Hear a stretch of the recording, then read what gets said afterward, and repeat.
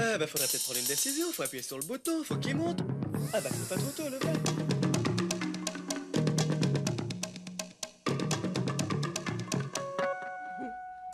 Nous voilà sur le toit de Cajou pour accueillir notre invité. Alors aujourd'hui, on va accueillir le monsieur découverte, le monsieur aventure, le monsieur exploit de la télévision. Il s'appelle Nicolas Hulot, on le retrouve sur TF1. On l'a retrouvé pendant très longtemps avec une émission qui s'appelle Ushuaïa, qui est toujours diffusée à la télévision. Et son nouveau bébé, sa nouvelle émission s'appelle Okavango. Ce soir, c'est la diffusion du 2e numéro. Et voici le portrait en images de Nicolas Hulot. Sentier battu, on prend le risque de découvrir des lieux exceptionnels. Et dans des lieux exceptionnels, on rencontre des gens d'exception.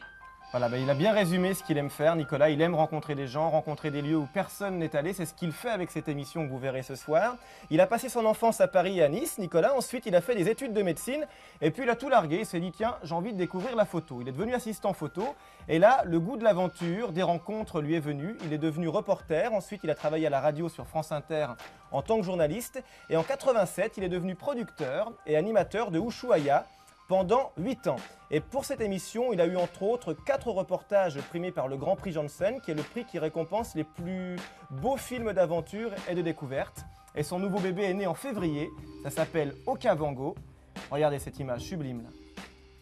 Ça s'appelle Okavango et c'est le 2e numéro ce soir à la télévision.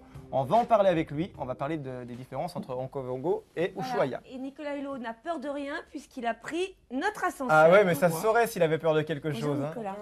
Bonjour Nicolas. Bonjour. C'est par là. Ça va Bonjour. bien? Pas trop de turbulence à l'ascenseur? Non, je ne suis pas resté coincé. Parce Bonjour. qu'il y a une concierge complètement hystérique parfois quand on rentre dans l'ascenseur et elle est impressionnante. Ne pas être là. Elle n'était pas là.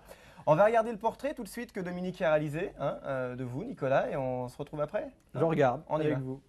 Alors Nicolas Hulot, il est plutôt du genre maigre, mais il est assez grand. Il a les yeux un petit peu marrons et il est assez musclé, on peut dire. Je pense que son caractère, c'est plutôt solitaire. À mon avis, il n'est pas du tout marié, parce que comme il doit beaucoup se déplacer, pour ses enfants, s'il en a, ça doit être dur. Son métier, c'est plutôt reporter. Il essaye de faire découvrir aux spectateurs, enfin aux gens, des endroits inaccessibles. La télé, c'est pas très important pour lui. En fait, il l'utilise pour faire tous ces voyages que tout le monde ne peut pas faire, quoi. À mon avis, son but, c'est surtout d'informer les gens. Il passe son temps à faire le tour du monde pour montrer aux gens que la Terre, finalement, c'est pas que pollution, voiture, qu'il y a aussi des contrées belles, qu'il faut pas anéantir. Son rêve, c'est de découvrir un nouveau paysage et que personne ne connaissait avant. Il est très idéaliste parce qu'en fait, il cherche le paradis. Ce qui l'intéresse le plus, à la place de l'argent, c'est vraiment c'est la passion, quoi. C'est vraiment visiter des contrées jolies, quoi. Il aime bien être célèbre parce que c'est ce qui lui permet de continuer ses aventures assez géniales, on peut dire. Dans la célébrité, il y a une part de plaisir aussi, donc il doit quand même aimer ça. Je pense quand même qu'il est assez heureux, mais qu'il va encore chercher parce que il a envie de connaître beaucoup, il a envie de connaître tout. Il veut vraiment connaître tout, je pense qu'il va continuer encore assez longtemps. Alors est-ce que c'est vrai tout ça, Nicolas? Force est de dire que c'est excessivement proche de la réalité. Parce que très souvent, quand on est un peu connu, on vous affuble de défauts de qualité que vous n'avez pas. Vous ne vous reconnaissez absolument pas dans le regard que les gens ont sur vous. Et là, dans tous les témoignages des enfants, l'ensemble de la manière dont ils me voient, enfin des éléments avec lesquels ils m'ont vu et analysé, sont assez proches de la vérité. C'est vrai que la télévision, pour moi, ce n'est pas une fin en soi. C'est-à-dire que faire la télévision, bon, il y a des gens pour qui c'est un métier, moi pas. C'est vrai que c'est un outil merveilleux pour faire passer ce que j'aime. Que je sois un peu idéaliste, oui, c'est-à-dire que j'ai gardé de l'enfance un peu de naïveté. C'est vrai qu'il est mesuré, parce qu'il ne faut pas non plus être totalement naïf. C'est vrai que j'aime le voyage, que j'aime faire partager ce que j'aime. Bon, je crois qu'il y a pas mal de vérité là-dedans. Et vous avez visité combien de pays déjà, avec les émissions que vous avez J'ai faites? pas calculé, parce qu'en réalité, ça chiffre forcément en plusieurs dizaines. J'en connais plus que beaucoup de gens. Mais il y en a encore, heureusement pour moi, des tas de pays que je ne connais pas. Lesquels? Par exemple, dans les grands pays, l'Inde, Ouais. qui est quand même un pays gigantesque, avec une population dantesque, je n'y ai jamais été. Ushuaïa y a été, mais moi, je n'y ai jamais été. Pakistan non plus.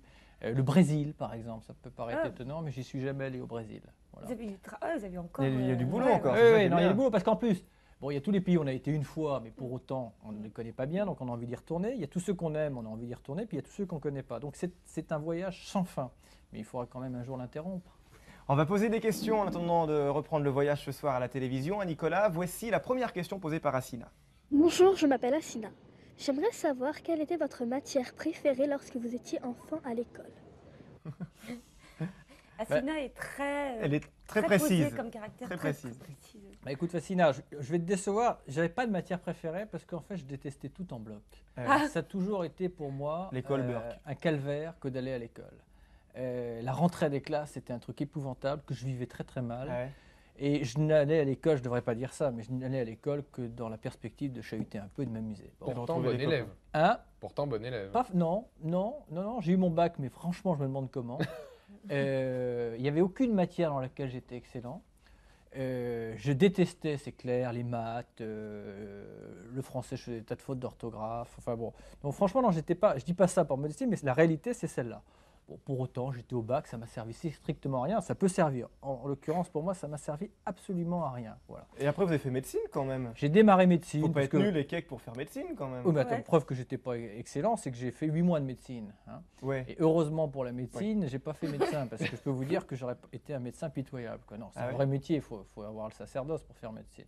Moi, je suis incapable, Ça vous- ça j'ai vous pas aurait assez de pas plu. patience. Non, non. Alors le déclic s'est produit comment? En faisant de la photo, c'est ça? Non, là où c'est vrai que j'ai toujours décidé de faire de la vie une grande récréation, quoi. Bon, je trouve qu'il y a suffisamment de choses difficiles dans la vie qu'on peut pas éviter pour que quand ça dépend de soi, on essaie d'être un peu maître de son destin. Bon. Donc, moi, un jour, pour vivre, je faisais de la photo. Parce que pour payer mes études, pour payer mon logement, bon, bah, j'ai trouvé ce petit job. Alors, au début, c'était un petit job.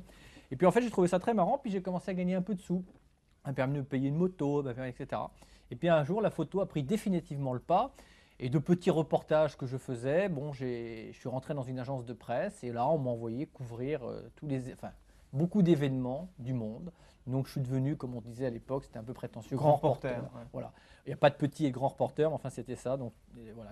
Mon école de la vie, c'était l'école du terrain. Et là, je me suis vraiment confronté à la réalité de la vie. Et j'ai beaucoup plus appris. C'est un peu ce que je reproche à l'éducation, c'est qu'il y a beaucoup de connaissances, mais il y a très peu d'expérience. On peut balancer, hein. Si vous avez des profs que vous avez envie de dénoncer, on peut y Non, aller. non, c'est hein. pas les profs que je veux dénoncer. D'ailleurs, je dénonce rien du tout au nom de quoi, mais je trouve Non, que non. l'éducation ne fait pas la part belle, suffisamment belle à l'expérience. Et après, moi, quand j'étais sur le terrain, Trop théorique. voilà, j'ai eu après. Et ce qui est marrant, c'est que toutes les lacunes que j'avais pour ne pas avoir bossé à l'école, je les ai comblées après, parce que après m'être éprouvé à la vie, moi, j'ai eu envie de reprendre mes bouquins d'histoire, de géographie, etc. Mais j'ai fait les choses à l'inverse. Mais beaucoup de gens font comme ça, l'école de la vie permet d'apprendre beaucoup de choses. quoi, Voilà. après. Il faut avoir les deux en fait. Il y a Ah oui. quelqu'un qui disait que la connaissance, si elle passe pas par l'expérience, elle ne devient jamais savoir, quoi. Donc il faut un peu les deux, l'expérience et la connaissance. Mais les grands reporters, ce sont des événements dramatiques dont vous... Oui, alors justement, aujourd'hui, je m'intéresse qu'à ce qu'il y a de beau, les plus belles beautés de la planète, mais c'est un peu une réaction parce que pendant 10 ans, je n'ai couvert que ce qui allait mal, c'est-à-dire les drames, les tragédies de la planète. Ah oui. Donc dès qu'il y avait une prise d'otage, dès qu'il y avait Une une guerre. guerre, dès qu'il y avait un tremblement de terre, on était des jeunes photographes qui avions peur de rien parce qu'il y a un âge où on se croit totalement invulnérable. C'était un peu l'état d'esprit dans lequel j'étais, alors que maintenant ce n'est pas du tout le cas. Et donc j'ai couvert beaucoup de choses, notamment beaucoup de choses dans le sud de l'Afrique, les événements d'Afrique du Sud, Soweto, les événements de la Rhodésie, voilà, puis des tremblements de terre, toutes sortes d'événements. Alors Nicolas, on le disait dans le portrait, Ushuaïa, ça a duré pendant 8 ans, hein, c'est toujours rediffusé Ouais. hein, à la télévision. Et ce soir, c'est Okavango, le numéro 2. Donc Ushuaïa, c'était le nom d'une ville qui se trouve au sud de l'Amérique, c'est Ouais, ça? Au sud la de ville la plus sud du monde, en terre de feu. Voilà, en terre de feu. Et Okavango, c'est quoi alors? Okavango, c'est encore un lieu géographique qui est symbolique de ce que j'ai l'intention de faire, nous avons l'intention de faire dans Okavango. Comme Okavango, l'idée c'est de faire l'inventaire, c'est-à-dire de Ouais. recenser ce qu'il y a de plus beau sur notre planète au moment où on va finir un siècle.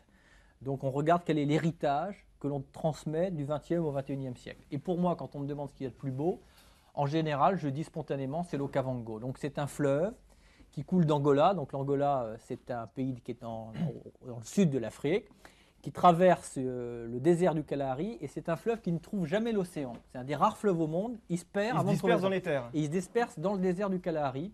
Et là, il donne naissance, puisqu'il y a de l'eau et du soleil, il y a un jardin fantastique où toute la faune africaine, c'est-à-dire tous les grands animaux d'Afrique, s'y concentrent.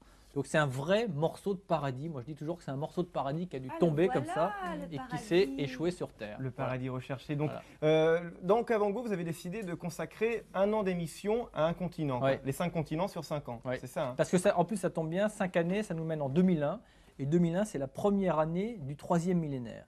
Alors Nicolas est très sympa, il n'est pas venu tout seul, il est venu avec des images que vous n'avez encore vues nulle part, puisque c'est ce soir la première diffusion à la télévision. Donc regardez, on va le commenter ensemble, Nicolas, une compile d'extraits d'Okavango, regardez. Il y en a plusieurs. Donc Alors, là on démarre. Ce soir c'est un itinéraire qui se passe en Tanzanie. Ouais. C'est un des pays d'Afrique où il y a encore cette nature totalement souveraine. Et on démarre à l'est de la Tanzanie, dans un archipel, c'est un ensemble de petites îles qui s'appelle l'archipel de Zanzibar. C'est les images que l'on voit là. C'est donc sur la côte de l'océan Indien, avec notamment une plongée dans le monde merveilleux du corail. Au passage, pour rappeler que le corail est très important, c'est le principal fournisseur d'oxygène dans l'atmosphère. Ah oui. Et c'est prétexte à parler de ça. Là, le Kilimandjaro, qui est le toit de l'Afrique, avec des images qui sont exceptionnelles, parce que là, on est à plus de 6000 mètres d'altitude et on a réussi à survoler le Kilimandjaro avec un hélicoptère. Après, on arrive au lac Natron, qui est la plus grosse concentration de flamants roses au monde. Et vous regardez ces images, c'est un lac qui a une coloration très particulière. Et à côté vivent une communauté ethnique que j'aime beaucoup, qui sont les Maasai. Et à la fin de ce voyage, C'est qui à la fin? on découvre un des oiseaux les plus rares du monde, qui s'appelle le bec en sabot. On va le revoir, parce que c'est un oiseau complètement... on va regarder encore cet oiseau, c'est un grand échassier, c'est ça? Alors, c'est le plus gros oiseau terrestre qui vole, parce que les autruches sont plus grosses, mais elles ne volent pas. Et vous voyez la tronche qu'il a, ce bec qui ressemble à un sabot. Et c'est un oiseau solitaire. On n'en trouve plus que quelque part en Tanzanie, quelque part en Ouganda. Mais il faut marcher pendant des journées entières dans des zones marécageuses pour le découvrir. Vous l'avez trouvé facilement? Non, non, on a mis plusieurs jours. Vous avez rendez-vous sur son bebop, vous l'avez On appelé? savait qu'on pouvait en voir par là et on Ouais. a eu vraiment beaucoup de chance. Mais de temps en temps, la nature nous fait des petits clins Mais d'œil. est-ce que vous donnez le mode d'emploi? C'est la question. Parce que de montrer des endroits paradisiaques, c'est beau, mais Ça donne envie d'y aller. voilà, ça va donner envie d'y aller. Et, vu ce qui a Oui, été fait mais en ailleurs, même temps, il faut que les gens se bougent les fesses. S'ils ont envie d'y aller, il y a des tas de... oui, mais pour Faut pas pas y aller. pour pas qu'ils le détruisent. Non, mais vous savez, le mode d'emploi, c'est... Moi, on ne peut pas interdire aux gens de voyager. Au nom de quoi on va s'approprier la nature, à dire c'est à nous et vous n'y allez pas. Bon, d'abord, il faut savoir que la belle nature, il n'y en a pas qu'au bout du monde. Hein. Il faut savoir que en France, il y a des morceaux de nature extraordinaires. Bon. Qu'on aille en France ou ailleurs, quand on va dans la nature, on a des devoirs avant d'avoir des droits. Et le devoir, c'est de respecter la nature. Donc, on peut aller partout pour peu qu'on n'emprunte rien, qu'on ne prenne rien, qu'on n'abîme rien. Alors ça, c'est des conseils simples, mais si vous appliquez ces conseils, bon, et si vous ne savez pas ce que vous risquez de détruire, vous vous informez. Il y a des gens qui connaissent et vous dites, bon, est-ce que je peux aller là, à quelle époque, qu'est-ce qu'il faut éviter de faire ou qu'est-ce qu'il faut faire. Voilà. Est-ce qu'il y a un endroit qui vous a complètement séduit, où vous vous êtes dit c'est fou, c'est le plus bel endroit du monde pour moi, et vous avez eu envie d'y rester? Ça vous est arrivé ça? L'Okavango, Ouais. j'essaie d'y retourner chaque année maintenant depuis plus de 20 ans. C'est vraiment un endroit Ah oui. qui compte beaucoup. J'ai passé beaucoup de temps. C'est un endroit que j'adore. Je ne sais pas si je pourrais y vivre totalement parce que moi je suis très bien en France. Il y a de beaux endroits aussi également en France.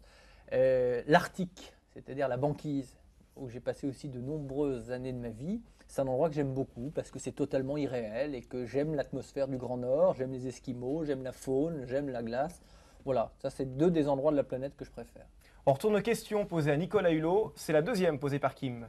Salut Nicolas, je m'appelle Kim. J'aimerais savoir si tu t'es déjà fait doubler par un cascadeur. Ça aurait été bien pratique parce qu'il y a des fois où je n'y serais pas allé volontiers. Non, C'est non. pas du cinéma, il faut bien expliquer que c'est pas du cinoche quand vous Non, êtes... d'abord, il faut qu'ils me comprennent une chose, c'est qu'on ne fait pas des cascades. Ouais. C'est-à-dire qu'il y a une grande différence entre les cascadeurs qui osent des choses très délicates et très difficiles, même très dangereuses. C'est un métier, ça n'est pas le mien.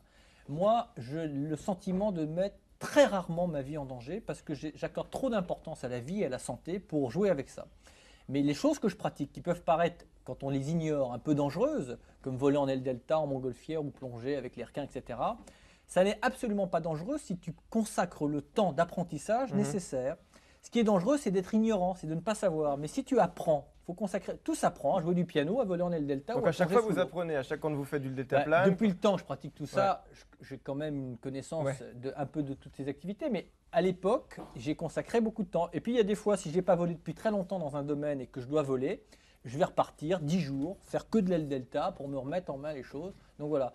mais ça n'est en aucun cas des cascades. Et parmi toutes les choses impressionnantes qu'on vous a vu faire, on vous a vu debout sur les ailes d'un avion. Ça, c'est dément, ça. Ouais. Quelle est la chose la plus impressionnante Que j'ai faite ouais. Oh, c'est difficile, mais c'est vrai que par exemple, il y a des choses qui vous dépassent. Moi, je me rappelle avoir plongé comme ça avec des baleines, joué avec un petit baleineau, c'est lui qui voulait jouer avec moi comme un dauphin. Et puis à un moment, sa mère en a eu marre. Et j'ai vu arriver sa mère, je peux vous dire, quand vous êtes sous l'eau, c'est gros, une baleine, c'est géant. Elle est arrivée, elle a récupéré son baleineau comme ça avec sa nageoire. Moi, j'étais entre la baleine et le baleineau.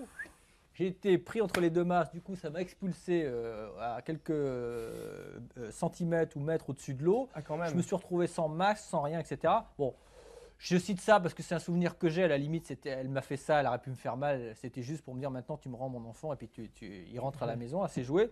Bon, mais c'est des moments, c'est à la fois impressionnant et en même temps, je suis ravi parce qu'elle m'a donné une grande leçon. Elle m'a dit, tu vois, elle pouvait faire ce qu'elle voulait de moi.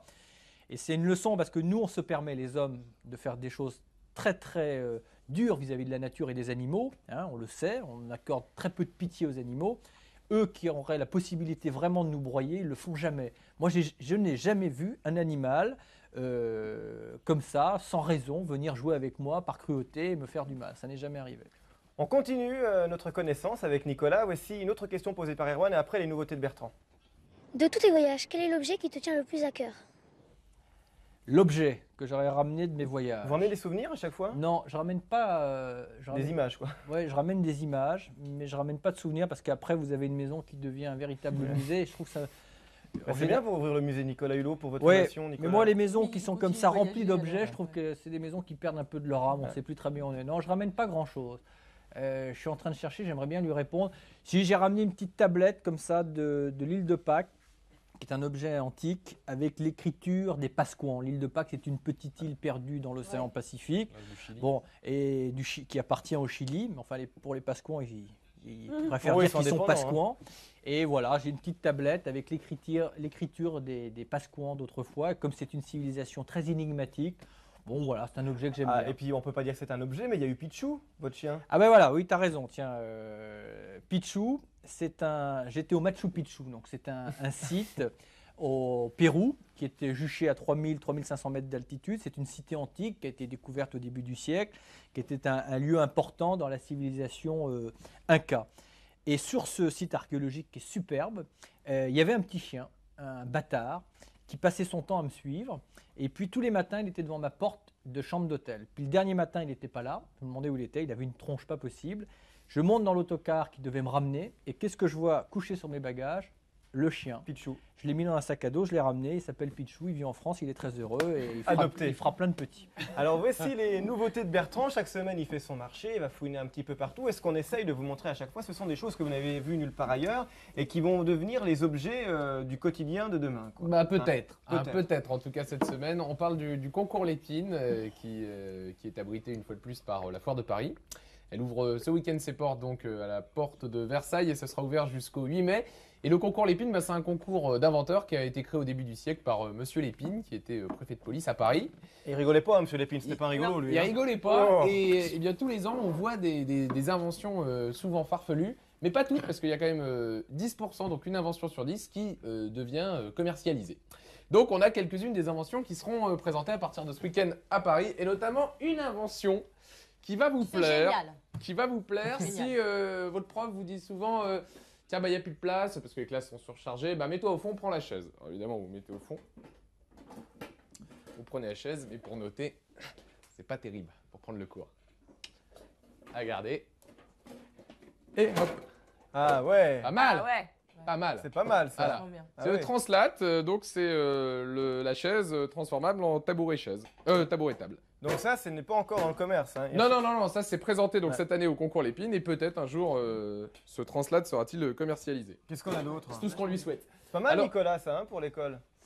Ouais, Ouais. même- Pour écrire, Même pour Ouais. moi, pour emmener dans mes Ouais, voyages. ouais, c'est ce que j'allais dire. Vous ouais. écrivez de temps en temps entre deux séquences, entre deux. Je lis beaucoup. Ouais. Et puis de temps en temps, j'écris. Donc ça serait pas mal. Je peux rajouter ça dans mon sac. Eh ben voilà.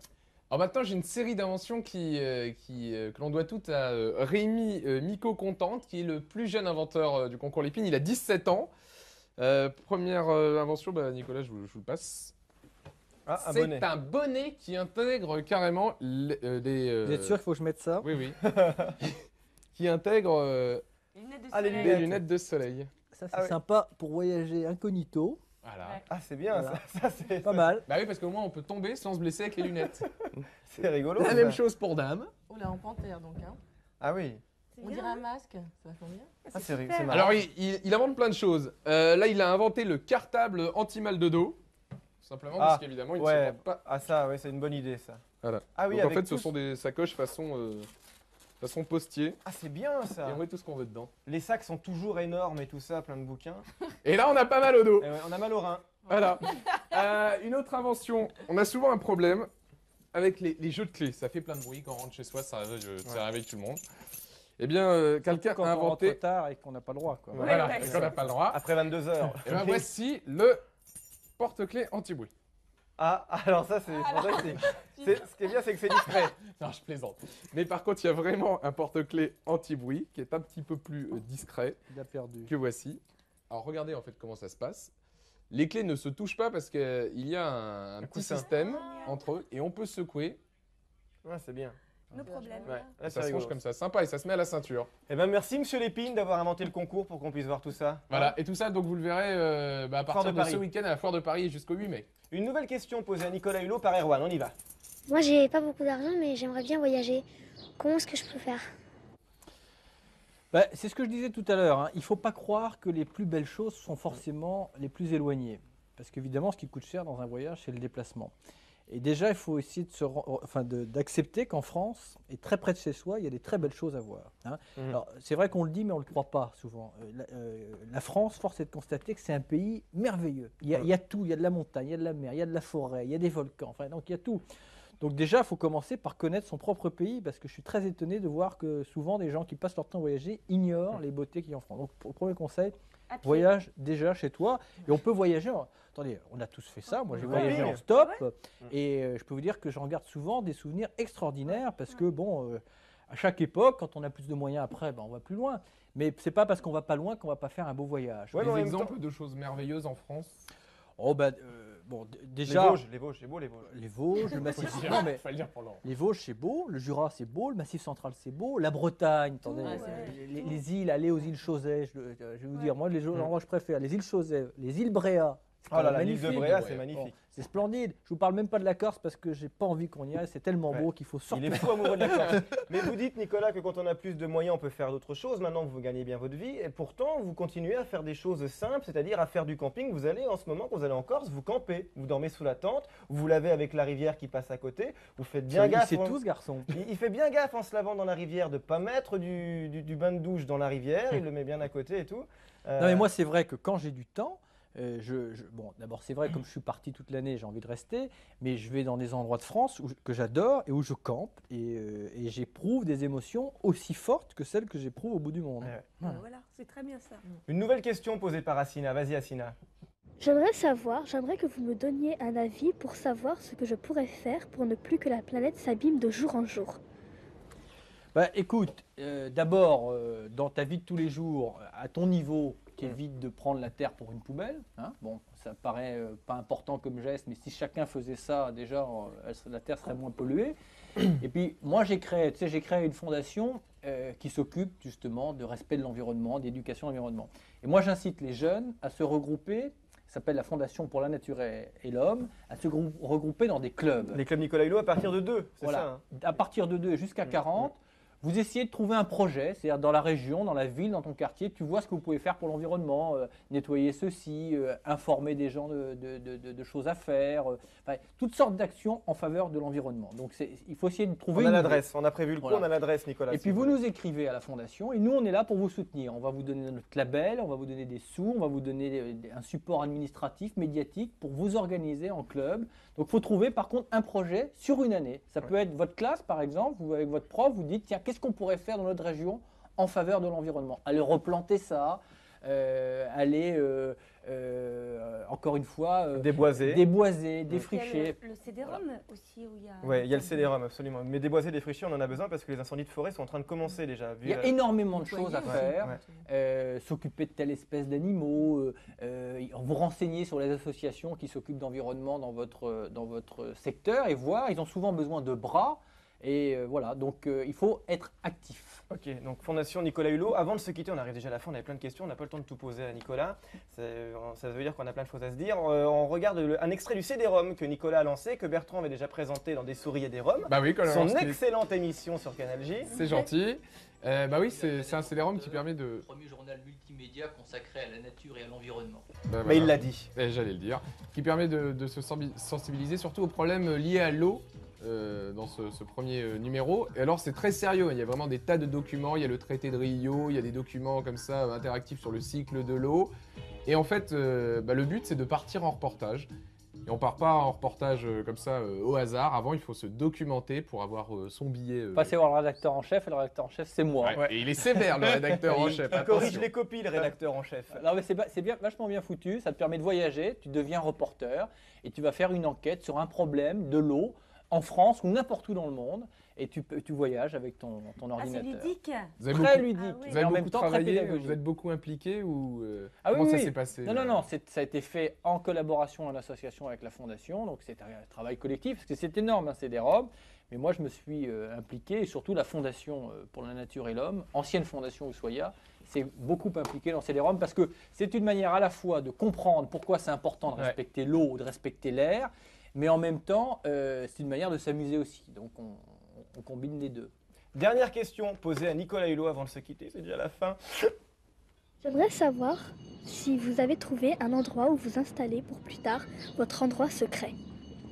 Bah, comme tu viens de le dire, il va rester secret. Bah oui. Et la réponse est oui, j'ai trouvé. Ah. Voilà. Mais et en fait, je n'ai que l'embarras du choix. Mais il y a des endroits, ça s'explique pas, où tu es bien. T'as envie de C'est très rester. subjectif, tu as envie de rester. Et donc, je l'ai trouvé. Eh ben merci Nicolas. Donc ce soir à la télévision Okavango. Okavango, Okavango ou Okawango on dit Non, Van Gogh. Vango. Ouais, c'est un V. C'était un V, un vœu. Okavango. Et puis vous avez oublié de vous dire un petit truc, c'est l'anniversaire de Nicolas le 30 avril. Donc avec un petit peu d'avance, Nicolas, joyeux anniversaire, Oh. avec un petit cadeau apporté par notre ami Olivier derrière la caméra. Voilà. Merci Olivier. Voilà. Merci Bon beaucoup. C'est un cadeau. Magique. C'est gentil. Oh, c'est la main magique qui est là. Tu croyais que c'était Olivier? Non mais je l'avais pas vu moi. J'avais vu qu'Olivier. Ah oui, on l'a fait venir exprès. Ah dis donc, c'est quoi? Qu'est-ce que peux c'est? ouvrir? Oui, il faut ouvrir. Ah, attends, on va voir le cadeau avant. Ouais, on se quitte juste après l'ouverture du Je passe cadeau. vite parce que. Non, mais on a le temps. hein. On va prendre le temps qu'il Oh, Alors, c'est qui? un film. Oui. Hook. Hook. Ah oui, parce qu'il est amoureux Julia Roberts. de Julia Roberts. hein. Elle est pas J'ai mal été en trahi, fait, Ça y est, Clochette. dénoncé. Amoureux, c'est peu dire. hein. Non, ouais, Je suis c'est- fou dingue. il est fou dingue Elle est d'elle. pas là. Elle devait venir, elle peut pas. Et puis, Peut-être au Avec la journal main de magique. tout à l'heure. Et puis, c'est vrai que j'ai lu, mais je continue à lire. En fait, je lis une bande dessinée tous les soirs. C'est votre héros d'enfance, Bug Et Danny. Bug Danny, mais toujours maintenant. Merci d'être venu, Je suis Nicolas. très heureux. Alors, la semaine prochaine, avec un autre invité, on va se quitter avec des images d'Okavango qu'on retrouve tout de suite sur le générique. Merci, Nicolas, d'être Merci venu. beaucoup. À bientôt. Il est content, il a Merci. sa BD, son Au revoir. son petit album. Salut. Regardez les images d'Okavango, superbe. Mais c'est vrai que je suis très content.